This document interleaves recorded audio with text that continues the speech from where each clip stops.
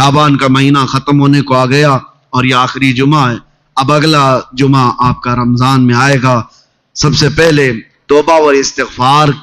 आज के जुमा हुजूर पाक सल्लल्लाहु अलैहि वसल्लम की सुन्नत थी, हुजूर की ये सुन्नत थी कि शाबान के आखिरी जुमा में हुजूर सारे मोमिनीन से ये खिताब करते, यूं कहते कि अनकरीब तुम पर एक ऐसा महीना आने वाला है जिसका पहला हिस्सा रहमत का, दूसरा हिस्सा मगफिरत का, आखिरी हिस्सा जहन्नम से आज़ादी का।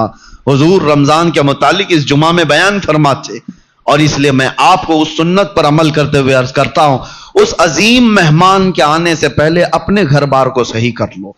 तैयारियां ऐसी करो जैसे किसी मेहमान का इस्तकबाल हो। रमजान की तैयारियों में घरों की सफाई सिर्फ कचरे से नहीं, गलाजतों से, गुनाहों से, अय्याशियों से, आवारगियों से, इन तमाम से बच्चों को टाइम टेबल बना दो कि बेटा रमजानुल मुबारका है, तुम्हारी ये गेम खेलने का वक्त नहीं है, तुम्हारी ये टीवी पर बैठने का वक्त नहीं है, ये सीरियल और फिल्मों का वक्त नहीं है। ये सब चीजें बंद करो।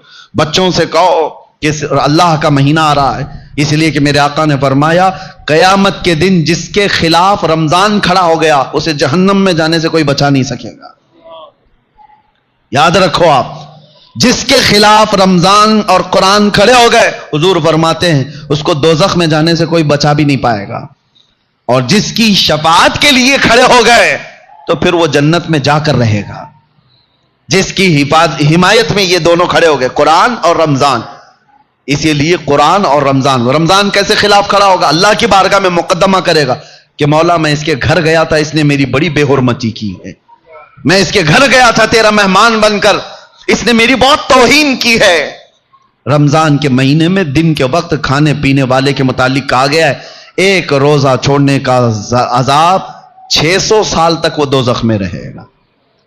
मुसलमानों को यह ज़ेब नहीं देता रमजान का एहतराम, और खास तौर पर बच्चों की तरबियत के लिए, बच्चों की तरबियत। उलमा से भी मेरी गुजारिश है कि पूरा फुल फोकस करो। हम यहां होते थे या जब भी मेरे अल्हम्दुलिल्लाह मेरा मामूल है रमजान में फुल पैकेज, सुबह से लेकर रात तक हम तो मसरूफ ही रहते थे। वजह यह है कि इनको शैतान कि वो डाली हुई आदतों की तरफ ना भेजा जाए। एक महीना तो है जो अल्लाह ताला ने शैतान से आजाद करके दिया, उसमें अगर दिल को पाक नहीं किया तो फिर कब पाक करेगा? बच्चों को खास तौर पर एक चीज की तरफ ले आओ, इनके ये मोबाइल की दुनिया। बहुत सारे माँ बाप, कल मैं आपको देख रहा हूं, माँ बाप हमसे कह रहे हैं कि हमारी बात से अब बच्चे मानते नहीं, डर लग रहा है इनको बोलेंगे तो उलट पलट कर देंगे, मार पीट करने लग जाएंगे। आज ये नौबत आ गई माँ बाप की कि तुम बच्चों को रोक नहीं सकते, इनके हाथ से मोबाइल नहीं ले सकते। अक्सर घरों का हाल है ये, मैं आपको बता रहा हूं, अक्सर घरों का। लेकर के दिखाओ। ये तो ऐसा नशा है जैसे चरसी और गंजेड़ी को चरस और गांजे से रोका जाए तो वो मारपीट पे आ जाता है, उससे बड़ा नशा हो गया है। रमजान बेहतरीन महीना है इनकी तरबियत के लिए। सब लोग ये अहद करो, उनसे कहो ठीक है मोबाइल तुम्हारे हाथ में रहे, लेकिन अल्लाह से डरते हुए कभी भी गंदी तस्वीरें तो दूर की बात है, तुम्हें गेम खेलने की भी इजाजत नहीं है।